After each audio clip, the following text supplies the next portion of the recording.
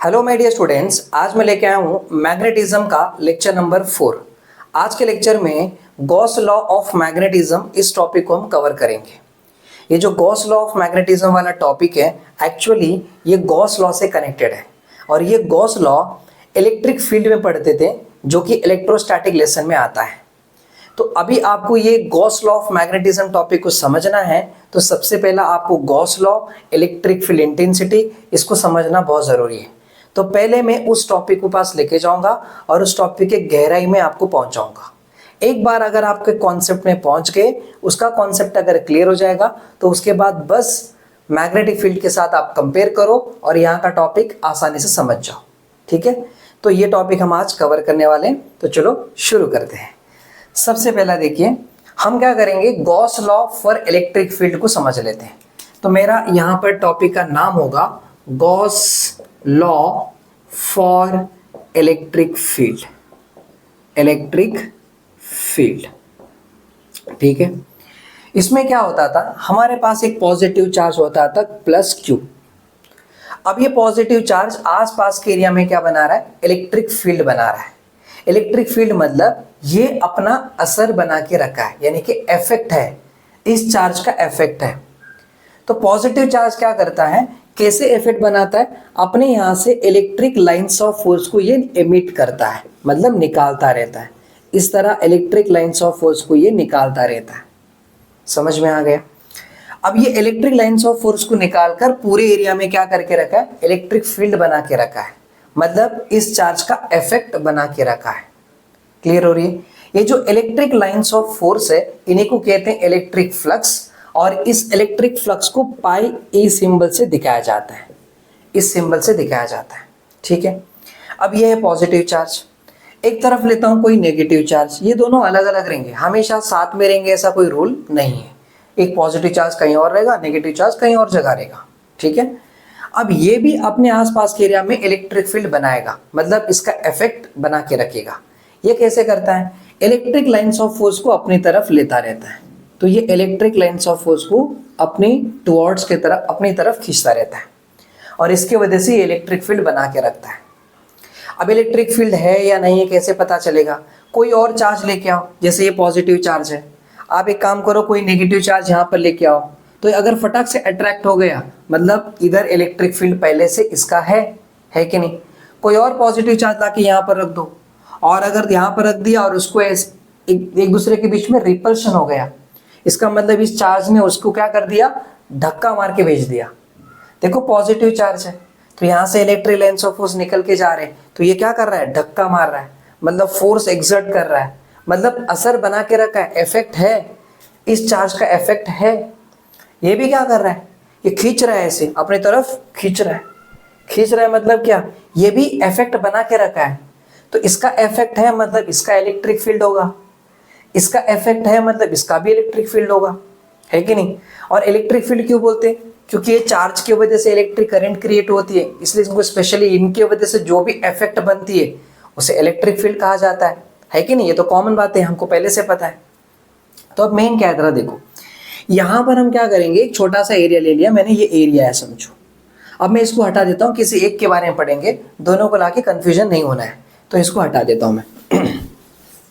यहाँ पर एक एरिया है, ठीक है। अब ये एरिया छोटा सा है, तो छोटा सा एरिया को मैं ds से बता दिया। कुछ जगह पे छोटा एरिया को dA से भी रिप्रेजेंट करते हैं, समझा।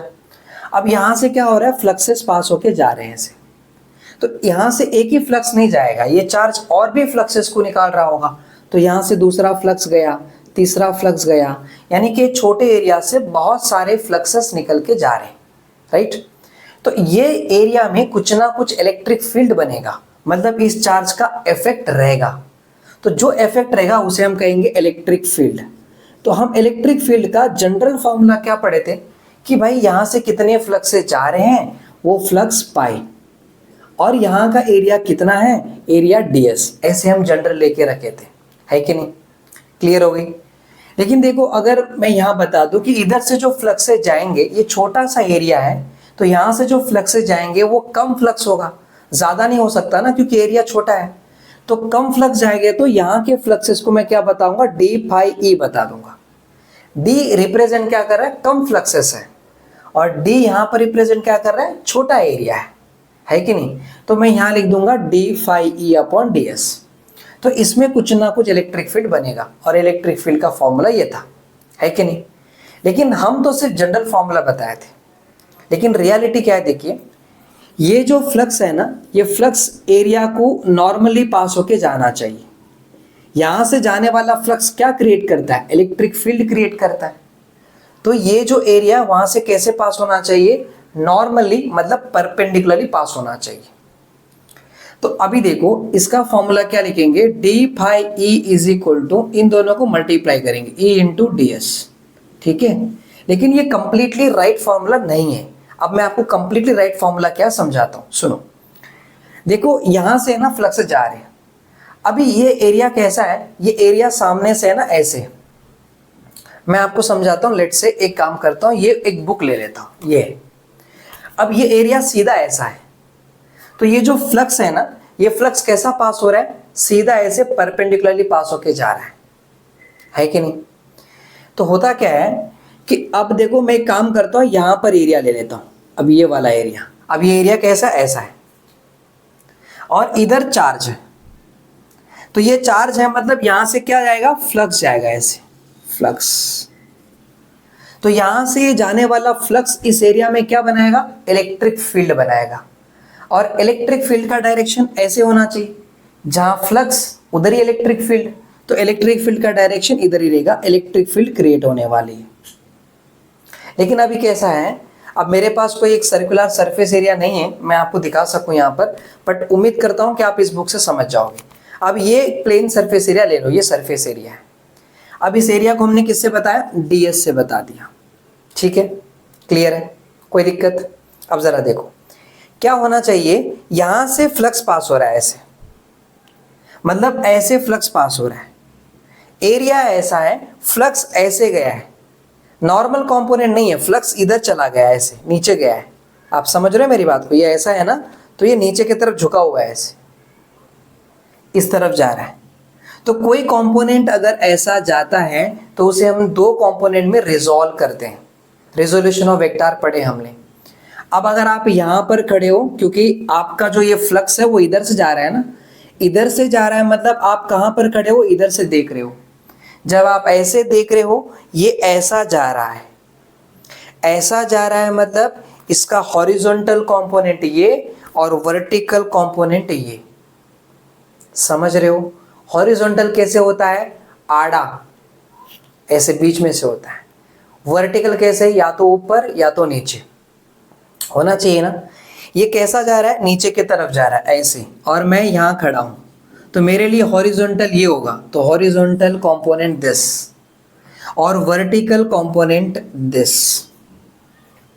जो ये जा रहा है ये है इलेक्ट्रिक फील्ड ई वेक्टर, जा रहा है ना। रूल्स के अकॉर्डिंग जो हॉरिजॉन्टल कंपोनेंट है वहीं पर एंगल बनता है, तो यहां पर एंगल थीटा बन गया। जहां एंगल बनता है वहीं पर कॉस, और जहां एंगल नहीं बनता है वहां पर साइन वाला कंपोनेंट होता है।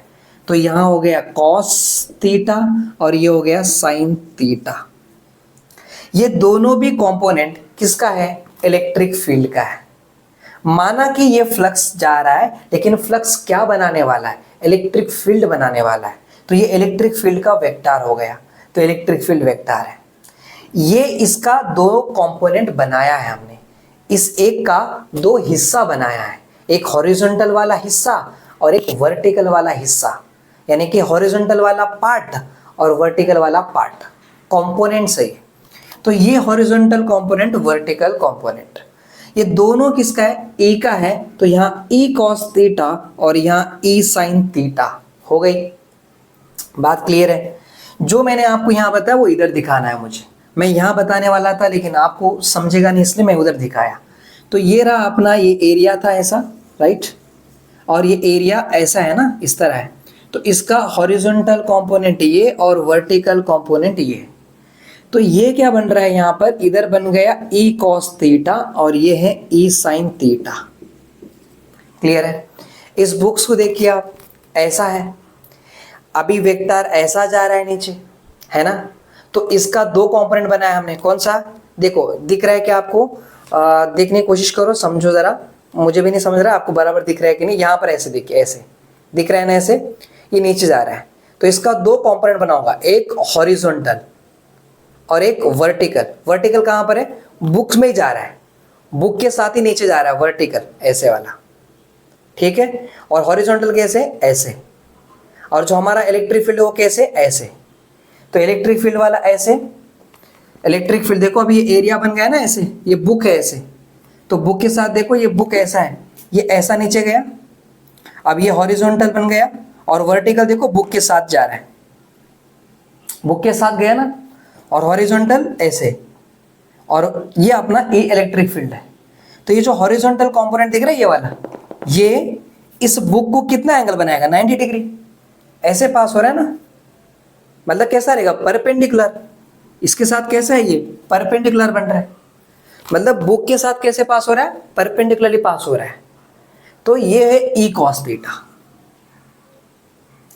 तो एक बात याद रखो, जो कॉस वाला कंपोनेंट है ना वो एरिया को परपेंडिकुलर होता है। अब याद रख लेना, कॉस वाला कंपोनेंट एरिया को परपेंडिकुलर रहता है, ये फिट कर लेना दिमाग में, ठीक है।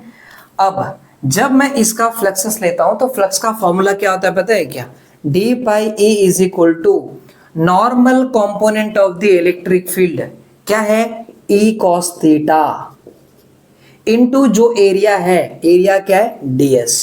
देखो ये ई कौन सा होना चाहिए, नॉर्मल कंपोनेंट वाला होना चाहिए, normal component E cos theta, और ये एरिया, एरिया क्या है, ds है, तो एरिया ds। तो यहां से कितने फ्लक्सेस पास हो रहे, d5 फ्लक्सेस पास हो रहे, समझा। इसको भी लिखते हुए कैसे लिखते हैं पता है, ऐसे लिखते हैं, d5e is equal to E D S cos theta करके लिखते हैं। समझ में आ गया। अब ये देख के कहीं कुछ समझ में आ रहा है, एक बात याद रखो, हम मैथमेटिकल मेथड पढ़े थे, वहां पर हमने क्या पढ़े थे, कोई अगर एक वेक्टर है, समझो एक वेक्टर यहां जा रहा है, दैट इज p वेक्टर, यहां पर कोई वेक्टर है q वेक्टर, तो इन दोनों का हम डॉट प्रोडक्ट कर रहे थे, p vector dot q vector, इनके बीच में कुछ एंगल होता था, तो फॉर्मूला क्या आता था, इसका मैग्नीट्यूड p, इसका मैग्नीट्यूड q, तो ये क्या रहेगा, q cos थीटा।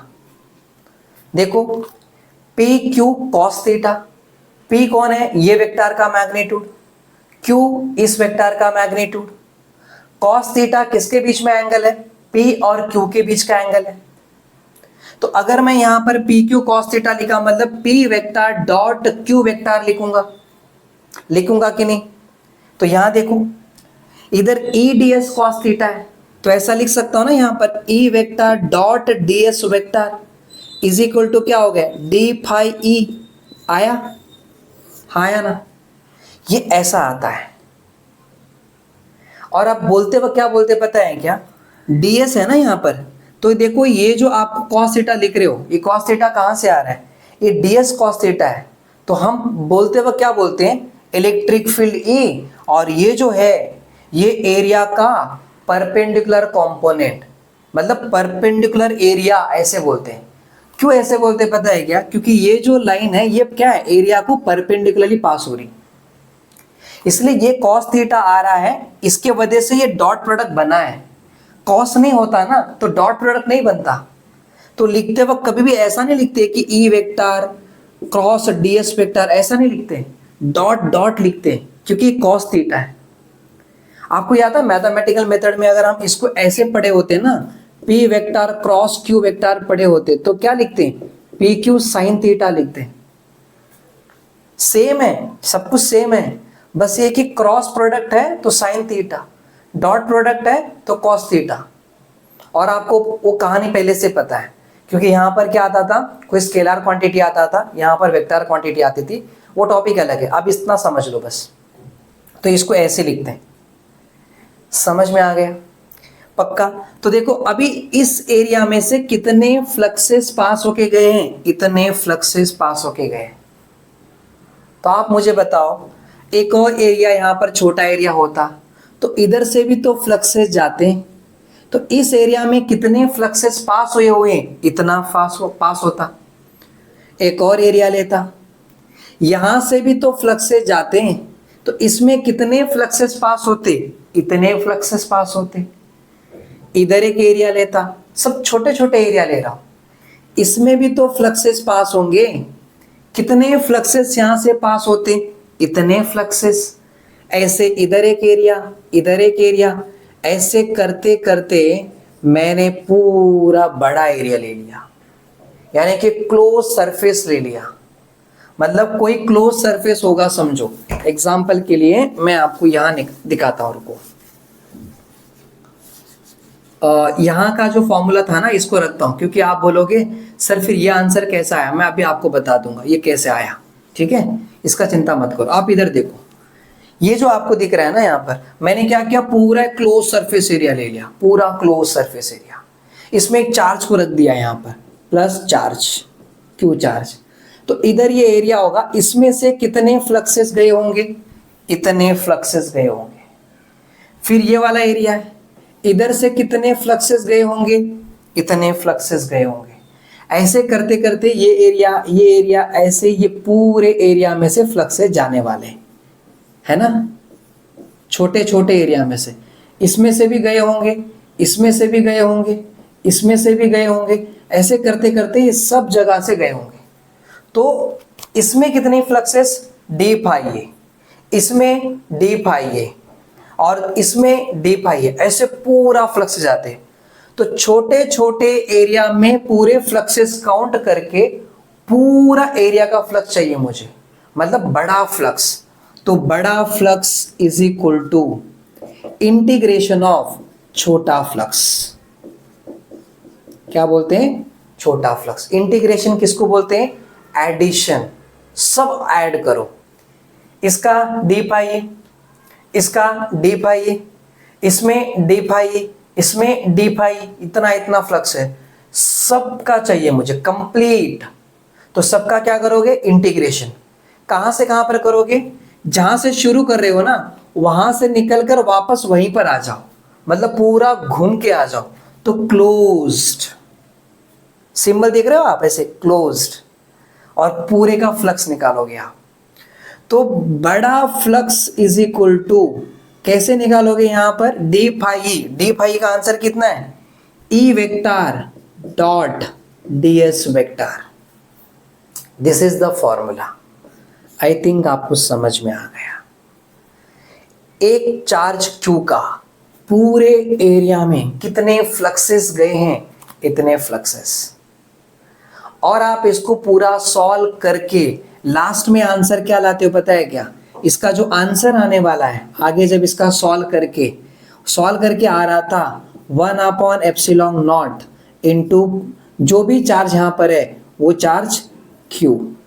इसको शॉर्ट में लिखता हूं, देखो यहाँ पर Q इनसाइड, अंदर का कितना चार्ज है, अपॉन ε0। ये आंसर आ रहा था, ये इसका आंसर है। मतलब कैसे, मैं आपको समझाता हूं। देखो अब ये फ्लक्स है ना, यहाँ पर 1 2 3 4 5 6 ऐसे सारे फ्लक्स गए। कितने फ्लक्स गए होंगे, ये चार्ज कितना है वो रख लो यहाँ पर। ये चार्ज कुछ तो कुलम का होगा ना, मान लो कि 18 कुलम का है, तो 18 कुलम अपॉन ε0 का वैल्यू है।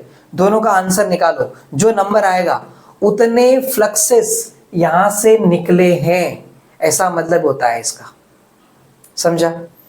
अब एग्जाम्पल के लिए इस एरिया में मान के चलो कि बहुत सारे चार्जेस हैं। अब ये अकेला क्यों नहीं रह गया, अब यहाँ पर इसको निकाल देते हैं। यहाँ पर होगा कोई Q1 समझो, प्लस Q1, यहाँ होगा प्लस Q2, यहाँ होगा प्लस Q3, यहाँ होगा प्लस Q4। अब इन सब का फ्लक्सेस निकालना है मुझे। तो ये फॉर्मूले से क्या समझ में आ रहा है आपको, फॉर्मूला ये बता रहा है कि एक काम करो, कितने चार्ज है देखो उसमें, Q1 है, Q2 है, Q3 है, Q4 है, सबका एडिशन करो आप, सबका एडिशन करो। मतलब Q1 plus Q2 plus Q3 plus Q4, इन सबका एडिशन करो अपॉन 1/ε0। ये जो भी आंसर आता है, वो आंसर जो भी आएगा उसको मैंने बता दिया कैपिटल Q अपॉन ε0। इसको करोगे तो पता चलेगा कितने फ्लक्सेस पास हुए हैं, सबका, अकेले का नहीं। इसने कितने फ्लक्सेस को भेजा है, इसने कितने फ्लक्सेस को भेजा है, सबका फ्लक्सेस आ जाएगा। और ये इसका फॉर्मूला है। समझ में आ गया? ये वाली बातें क्लियर है पक्का? अब ज़रा इधर सोचो, इमेजिन करो, मैं इस एरिया की बात करता हूँ। ज़रा ये बताया ना मैंने आपको, थोड़ा कन्फ्यूजन रहेगा तो बता दूंगा। देखो ये वाला एरिया है ना, यहाँ से इलेक्ट्रिक फील्ड जा रहा है, मतलब कैसा है, ये चार्ज ऐसा था, है ना, और यहाँ से इलेक्ट्रिक फ्लक्स जा रहा है, और यहाँ पर एरिया है। अब ये ओरिजिनल इलेक्ट्रिक फील्ड है, ये वाला, ये क्या था, ओरिजिनल इलेक्ट्रिक फील्ड था, लेकिन इसका नॉर्मल कंपोनेंट कहाँ बन रहा था, इधर बन रहा था। अब इसका नॉर्मल कंपोनेंट कहाँ बनेगा बताओ? नॉर्मल ये एरिया है ना, देखो ये ऐसा गया होता तो नॉर्मल कंपोनेंट ऐसा निकालता, लेकिन ये ओरिजिनल इलेक्ट्रिक फील्ड वो पहले से सीधा जा रहा है, तो उसका नॉर्मल कंपोनेंट भी क्या होगा, इसके साथ ही रहेगा। तो ओरिजिनल इलेक्ट्रिक फील्ड और नॉर्मल कंपोनेंट में एंगल कितना रहेगा, 0। तो यहां पर आप कितना देखो, फॉर्मूला क्या लिखते हैं आप, फॉर्मूला ये लिखते हैं ना, ऐसे ऐसे लिखते हैं। तो अब ओरिजिनल इलेक्ट्रिक फील्ड ये है, और इसका जो नॉर्मल कंपोनेंट है वो भी इधर ही जाने वाला है, समझे? देखो इसमें क्या हो रहा था, इसमें ओरिजिनल इलेक्ट्रिक फील्ड ये है, और इसका जो इस एरिया पे नॉर्मल कंपोनेंट ये आ रहा है, तो ये दोनों में कुछ ना कुछ एंगल था यहाँ पर, थीटा, है ना। तो हमने यहाँ पर एंगल थीटा लिए और सॉल्व किए। लेकिन अभी इसमें देखो, ओरिजिनल इलेक्ट्रिक फील्ड यहाँ जा रहा है और नॉर्मल वाला भी इधर ही जा रहा है, दोनों सेम डायरेक्शन में। तो एंगल कितना रहेगा दोनों के बीच में, 0। और cos 0 डिग्री यहाँ पुट करो, cos 0 डिग्री का वैल्यू 1, तो 1 इंटू ई डी एस। तो मैं पहले ही मान के चला था कि ये एरिया कैसा है, नॉर्मली ये एरिया के ऊपर से इलेक्ट्रिक फ्लक्स नॉर्मली पास हो रहा है, ये सोच के मैंने किया था। ठीक है, अब आपको यहाँ तक समझ में आ गई, ये वाली बातें पूरी क्लियर हो गई। फाइनली आपको क्या समझा, आपको ये समझा कि एक क्लोज सरफेस एरिया में जो चार्ज होते हैं, उन चार्जेस का अगर आपको फ्लक्सेस निकालना है तो वो सारे चार्ज को ऐड कर लो, अपॉन एप्सिलॉन नॉट करो, तो कितने फ्लक्सेस जा रहे हैं वो इलेक्ट्रिक फ्लक्स आपको पता चलेगा। और यही है गॉस लॉ, और यही है गॉस थ्योरम जो इलेक्ट्रिक फील्ड के लिए बताता है। इतना समझ में आ गया, यहाँ पर कोई दिक्कत नहीं। अब सोचो, अब अगर मान के चलो कि हमने यहाँ पर चार्ज को रख दिया है, ठीक है, और यहाँ पर कैसे रख दिया है, इधर है ना एक प्लस क्यू चार्ज रखा है और एक माइनस क्यू चार्ज रख दिया है। अब इसमें इलेक्ट्रिक फ्लक्स कितना रहेगा बताओ, कितना रहेगा बताओ, 0 हो जाएगा। कैसे? प्लस वाला सब फ्लक्सेस को बाहर भेजता, माइनस वाला सारे फ्लक्सेस को अंदर लेता, जितना बाहर गए उतना अंदर आ गए, तो फिर रिजल्ट क्या रहेगा, 0। और रूल्स क्या बताता है, टोटल फ्लक्स चाहिए तो क्लोज सरफेस में कितने चार्ज है उनको ऐड करो, तो उसमें चार्ज क्या है, प्लस क्यू है और माइनस क्यू है, दोनों मिला के कितना हो जाए, अपॉन एप्सिलॉन नॉट, कितना हो जाएगा, ये 0 आ जाएगा। कितना आ जाएगा, 0। अब इसलिए आप एक बात सोचो, इलेक्ट्रिक डाइपोल पता है ना आपको, इलेक्ट्रिक डाइपोल क्या होता है, एक तरफ नेगेटिव चार्ज होता है और एक तरफ पॉजिटिव चार्ज होता है, यह है इलेक्ट्रिक डाइपोल। अगर ये क्लोज सरफेस में मैं इलेक्ट्रिक डाइपोल को लाके रख देता, इस बुक को जरा साइड में रख देता हूं, ये क्लोज सरफेस में इलेक्ट्रिक डाइपोल को लाके रख देता, मतलब मैं यहां इलेक्ट्रिक डाइपोल रख देता ऐसे इस तरफ, और जरा देखो ये है प्लस क्यू चार्ज और ये है माइनस क्यू चार्ज। अब यहां पर देखो इलेक्ट्रिक फ्लक्सेस यहां से बाहर निकलेंगे, है ना, और इलेक्ट्रिक फ्लक्स यहां से अंदर आएंगे, मतलब फ्लक्सेस अंदर आ रहे और फ्लक्सेस बाहर जा रहे। अब यहां से अगर फ्लक्सेस निकलेंगे तो अंदर आ गए, ऐसा आ रहा है, मतलब इधर से फ्लक्सेस अंदर, इधर से फ्लक्सेस बाहर, जितना अंदर आया उतना बाहर चला गया, तो इलेक्ट्रिक फ्लक्स कुछ बनेगा यहां पर, नहीं बनेगा, रिजल्ट क्या होगा, 0। और वो तो छोड़ो, गॉस लॉ के हिसाब से क्या होता है, गॉस लॉ के हिसाब से ये होना चाहिए कि अंदर कितने चार्ज है उनको ऐड करो, अपॉन एप्सिलॉन नॉट करो, तो जो आंसर आएगा वो इलेक्ट्रिक फ्लक्स होगा। देखते हैं इलेक्ट्रिक फ्लक्स कितना आएगा यहाँ पर, इसमें कितने चार्ज है, 2 है, एक प्लस क्यू और एक माइनस क्यू, तो एक प्लस क्यू और एक माइनस क्यू, कितना आएगा रिजल्ट, रिजल्ट आएगा 0। समझ में आ गया? इसलिए इलेक्ट्रिक डाइपोल की वजह से कोई भी इलेक्ट्रिक फ्लक्स अंदर नहीं बनेगा, यानी कि गॉस लॉ 0 होगा।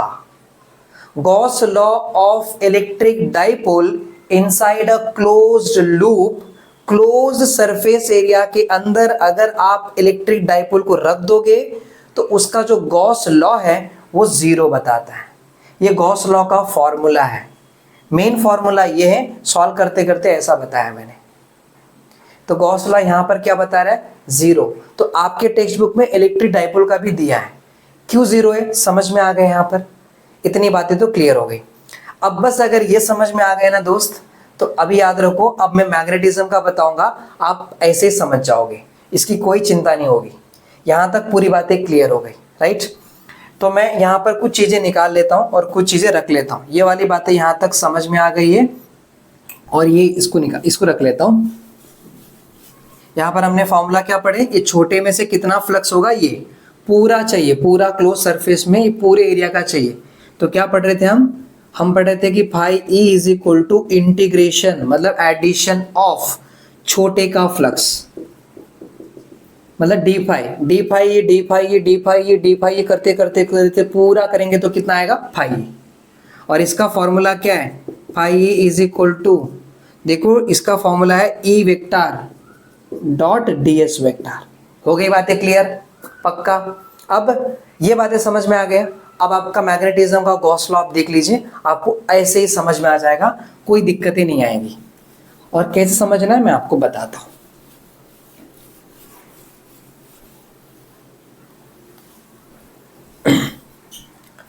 देखो, अब हम यहां पर क्या करेंगे, हमारा जो हेडिंग है वो है गॉस लॉ ऑफ मैग्नेटिज्म, या फिर ऐसे बोलो Gauss law for magnetic field. दोनों का मतलब एक ही हुआ। कैसे करेंगे? चलो अभी के लिए हम समझते हैं कि जैसे इसका समझे वैसे इसका भी समझ लेते हैं। मान के चलो, ऐसे एग्जांपल ले रहा समझो, इसका फॉर्मूला कैसे बनेगा। लेट से मैंने यहाँ पर लिया, इधर क्या है? इधर है अपना नॉर्थ पोल और यहाँ है साउथ पोल, है ना?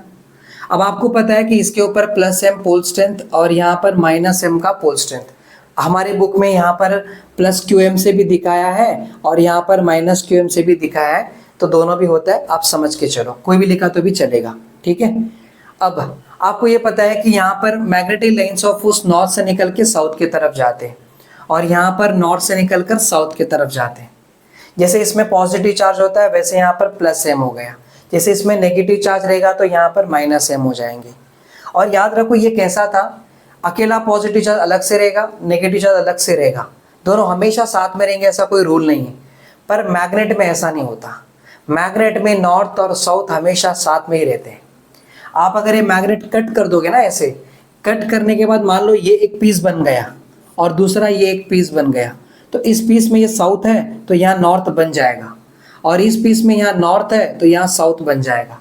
यानी कि magnet always have the dipole, not a single pole. It doesn't have the monopole, monopole नहीं रहेगा, डाइपोल रहेगा, 2 पोल रहेंगे, ये याद रखना। लेकिन खैर, हमें फॉर्मूला समझने के लिए मैं अभी के लिए थोड़ी देर के लिए कुछ बताऊंगा। देखिए, ये अपना नॉर्थ पोल है, ये साउथ पोल है, ठीक है? अब इसने भी फ्लक्सेस निकाला समझो, तो मतलब मैग्नेटिक फ्लक्स है। ये कौन सा फ्लक्स है? Magnetic flux. इसके फ्लक्सेस को पाई ई से बताते हैं, इसके फ्लक्सेस को हम बताएंगे पाई बी से बताएंगे, समझा? जैसे यहां से फ्लक्सेस पास होके जाएंगे तो यहां पर कोई एरिया होगा, मान के चलो ds एरिया होगा, तो इधर से जाने वाला ये मैग्नेटिक फ्लक्स क्या बनाएगा? मैग्नेटिक फील्ड बनाएगा बी वेक्टर। मैग्नेटिक फील्ड को बी से दिखाते हैं, इलेक्ट्रिक फील्ड को ई से दिखाते हैं। जैसे इसका 2 कंपोनेंट बना, एक हॉरिजॉन्टल कंपोनेंट और एक वर्टिकल कंपोनेंट। हॉरिजॉन्टल वाला cos थीटा और वर्टिकल वाला sin थीटा। जहां cos है उधर एंगल थीटा। ये दोनों भी कंपोनेंट किसका है? B का है, तो B cos theta, B sin theta. तो यहां से जो फ्लक्सेस पास हो रहे हैं वो थोड़े फ्लक्सेस पास हो रहे हैं, तो छोटे फ्लक्स है तो D phi B। जैसे यहां पर देखो, इसका नॉर्मल कंपोनेंट क्या है? B cos थीटा, इसका नॉर्मल कंपोनेंट था E cos थीटा, तो यहां लिखेंगे हम B cos थीटा और यहाँ का एरिया क्या? ds। तो इसको जब लिखते वक्त कैसे लिखोगे, D phi B is equal to B D S cos theta. तो जैसे P vector dot Q vector is equal to क्या होता था, P Q cos theta. P Q cos theta मतलब P vector cross P vector dot Q vector हो गया। वैसे यहाँ पर B D S cos theta मतलब B vector dot D S vector हो गया, और ये डी फाइव बी का, ठीक है, इसका फॉर्मूला बन गया। लेकिन सोचो कि यहाँ पर भी एरिया होता है, एरिया होता है, एरिया होता है, सब में जा रहा होगा ऐसे सब में। तो ये छोटे एरिया, इस एरिया में इतना फ्लक्स होता, इस एरिया में इतना फ्लक्स, इस एरिया में इतना फ्लक्स, ऐसे पूरे कंप्लीट एरिया में कितना फ्लक्स। तो बड़ा flux phi B is equal to integration मतलब एडिशन ऑफ किसका, इसका डी फाइव बी बराबर। और डी फाइव बी का फॉर्मूला क्या है, फाइव बी। देखो पूरा क्लोज सरफेस है तो क्या लिखेंगे, क्लोज, ऐसा पूरा क्लोज होगा समझो। तो इसने भी निकाला ना यहाँ से ऐसे, है कि नहीं, ये फ्लक्स यहाँ पर निकाल रहा है, इधर निकाल रहा है, सब जगह जा रहा है समझो। तो क्या निकालेंगे हम, क्या बोलेंगे इधर, इधर बोलेंगे डी फाइव बी, फॉर्मूला रहेगा B vector dot D S vector. हो गई फॉर्मूला। जैसे आप यहाँ समझे वैसे यहाँ समझोगे, बस उसमें बी है इसमें ई है, बाकी सारी कहानी क्लियर है। इसमें डी फाइव बी, माफ करना, हाँ बराबर, सॉरी हाँ ये बराबर है। यहाँ तक कहानी क्लियर है। अब जरा सोचो, ये क्लोज सरफेस एरिया हो गया है ना, क्लोज। चलो एक काम करते, बार मैग्नेट को रख दिया मैंने, बार मैग्नेट यहाँ पर है, ये पूरे एरिया के अंदर रख दिया ऐसे। अब जरा डायग्राम खराब दिख रहा है क्या, अच्छे से निकालते, रुको। आपको दिखना चाहिए, एक काम करते हैं यहाँ पर, ठीक है, ऐसे लिख लिया, पूरा क्लोज सरफेस एरिया, और ये अपना नॉर्थ पोल है। अब यहाँ पर एरिया होगा, इधर का एरिया, यहाँ का एरिया, यहाँ का एरिया, ऐसे सारे एरिया को मैंने दिखा दिया इस तरफ, ठीक है। अब मुझे बताओ, यहां से फ्लक्सेस जा रहे, कुछ तो फ्लक्सेस बनाया, कुछ तो फ्लक्सेस गए, लेकिन जितने फ्लक्सेस गए उतने फ्लक्सेस आएंगे भी ना यहाँ से, क्योंकि ये साउथ पोल है। साउथ पोल में फ्लक्सेस क्या होते हैं, आते हैं, और नॉर्थ से फ्लक्सेस जाते हैं। अब ये इस फॉर्मूले को बोलेंगे Gauss law of magnetism. Magnetism का गॉस लॉ है, समझा। मैग्नेटिज्म मतलब क्या, ऐसी आदत जो किसी मैग्नेटिक मटेरियल को अट्रैक्ट कर सके या रिपल्शन कर सके। तो ये अट्रैक्शन रिपल्शन दिखाएगा, मतलब इसके आसपास कह रहा है मैग्नेटिक फील्ड है ना, तो इसको बोलते हैं मैग्नेटिज्म प्रॉपर्टी है। अब ये जितने फ्लक्सेस यहां से निकाल रहा है उतने फ्लक्सेस अंदर भी तो आएगा ना, तो जितने गए उतने आए, तो नेट क्या रहेगा, जीरो। समझ में आ रही है मेरी बात। जैसे इलेक्ट्रिक डाइपोल कैसे पढ़े हमने, वैसे। तो इसमें क्या हो रहा है, जितना जा रहे उतना आ रहे, तो इसमें फ्लक्सेस क्या होगा, जीरो, गया ही नहीं। अब आप मुझे बताओ, एग्जांपल मेरे पास 50 रुपए हैं, मैंने 50 रुपए किसी को दे दिया और दूसरे ने 50 रुपए मुझे वापस दे दिया, तो मेरा गया ही कहाँ पर है, मेरे पास ही है ना। तो जब यहाँ पर जो फ्लक्सेस गए थे वो आ भी गए, तो फ्लक्सेस कुछ यहाँ पर क्रिएट हुआ ही नहीं, बाहर गए ही नहीं, जो था वही रह गया, नो चेंज। तो क्या होगा, जीरो। इसलिए Gauss law for magnetic field is equal to zero, because इनके पास मैग्नेट, बार मैग्नेट का जो गॉस लॉ है वो जीरो होता है, क्योंकि इनके पास दो पोल है, एक नॉर्थ पोल एक south pole. North pole fluxes को निकाल रहा है तो साउथ पोल ले रहा है, जितने गए उतने आ गए, तो कोई फ्लक्सेस का मैग्नेटिक फील्ड क्रिएट नहीं हुआ, तो जीरो। क्लियर हो गई, बस इतनी सी बात थी। लेकिन इसको इतनी सी बताने के लिए मुझे ये सारी बातें बताना पड़ा, ताकि आपका कॉन्सेप्ट क्रिस्टल क्लियर हो जाए और हर एंट्रेंस के लेवल पे आप बेहतर बन सको। इसलिए मैंने सारा कॉन्सेप्ट क्लियर कर लिया, इतनी सी कॉन्सेप्ट है, दैट्स इट। समझ में आ गया। अब वैसे आपके बुक में ना सोलेनॉइड भी बताया है मैंने, अब सोलेनॉइड के बारे में बता देता हूँ। सोलेनॉइड होता क्या है एग्जैक्टली है ना, यहाँ पर ऐसे वायर है समझो, कोई एक वायर है, मैं आपको स्ट्रेट वायर दे दिया, अब उस वायर को है ना ऐसे लपेट दो आप, ऐसे लपेट दिया मैंने। अब इस वायर में करंट फ्लो हो रहा है। अभी तक आप क्या पढ़ रहे हो, आप ये पढ़ रहे हो कि एक मैग्नेट के वजह से आसपास के रहा है मैग्नेटिक फील्ड बनती है, ये पढ़ रहे हो। आगे जाके आप ये पढ़ने वाले हो कि किसी वायर में जब करंट फ्लो होता है ना, तो उस करंट के वजह से भी मैग्नेटिक फील्ड बनती है। उसको बोलते हैं magnetic effect of electric current. ये भी आप पढ़ने वाले हो। अभी तो सिर्फ आप मैग्नेटिज्म पढ़ रहे हो, और इसमें आप क्या समझ रहे हो? आप ये समझ रहे हो कि एक मैग्नेट की वजह से आसपास के एरिया में मैग्नेटिक फील्ड बनती है, बस इतना समझ रहे हो। आगे आके आप क्या पढ़ोगे? एक वायर में जब करंट फ्लो होता है तो उसके वजह से आसपास के एरिया में मैग्नेटिक फील्ड बनती है। तो वैसे में हम एक वायर को लपेट दिए, इस तरह वाइंडिंग कर दिए, अब इसे कहते हैं सोलेनॉइड। और अगर मान लो कि इसमें आपने करंट को फ्लो करा दिया, बैटरी कनेक्शन कर दिया, ये पॉजिटिव या नेगेटिव, अब करंट फ्लो होगा समझो, तो करंट फ्लो होने से क्या बनेगा? मैग्नेटिक फील्ड बन जाएगा। तो इस मैग्नेटिक फील्ड में भी क्या होगा? कुछ फ्लक्सेस बाहर जाते रहेंगे, मतलब इधर बाहर गया और यहां से वापस अंदर आते रहेंगे। ऐसे फ्लक्सेस जा रहे आ रहे, जा रहे आ रहे, ऐसे। तो अगर आपने करंट बना दिया तो कोई एक तरफ जहां से फ्लक्सेस बाहर जाएंगे वो नॉर्थ पोल की तरह समझ लेंगे, और जहां से फ्लक्सेस अंदर आएंगे वो साउथ पोल की तरह कंसिडर कर लेंगे। तो it is similar to bar magnet. जैसे बार मैग्नेट पे फ्लक्सेस नॉर्थ से निकलते हैं और साउथ पे एंड हो जाते हैं, मतलब साउथ के अंदर आते हैं, नॉर्थ से बाहर जाते हैं। वैसे इसमें भी मैग्नेटिक फील्ड बनेगा। कब बनेगा? जब हम करंट को फ्लो कराएंगे तब, क्योंकि करंट की वजह से भी क्या बनती है? मैग्नेटिक फील्ड बनती है।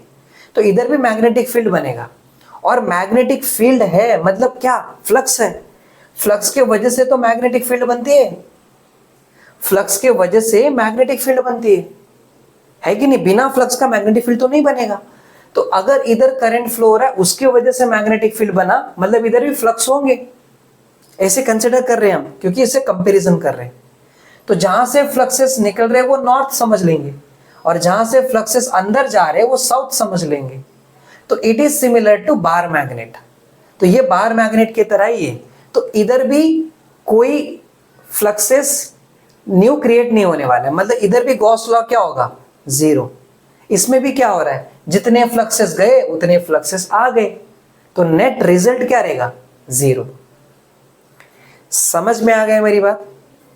जैसे अगर आप इसमें फॉर्मूला कैसे पढ़ रहे थे, इसका फॉर्मूला लास्ट में कैसा आ रहा था कि अंदर टोटल कितना चार्ज है, Q इनसाइड, है ना, अपॉन एप्सिलॉन नॉट। ऐसे ही करते हैं आप यहाँ पर।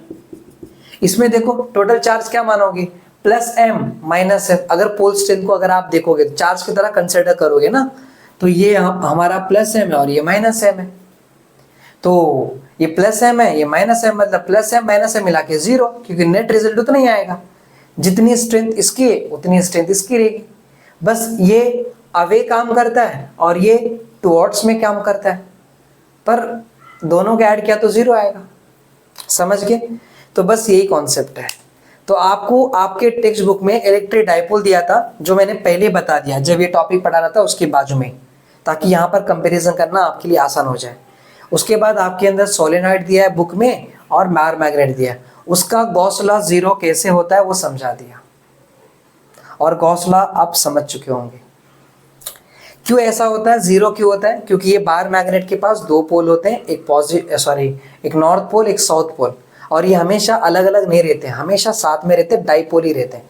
अकेला पोल होता ना तो पक्का गॉस लॉ जीरो नहीं होता, क्योंकि अकेला नॉर्थ पोल होता समझो, तो क्या करता वो? फ्लक्सेस को बाहर निकालता ना ऐसे ऐसे।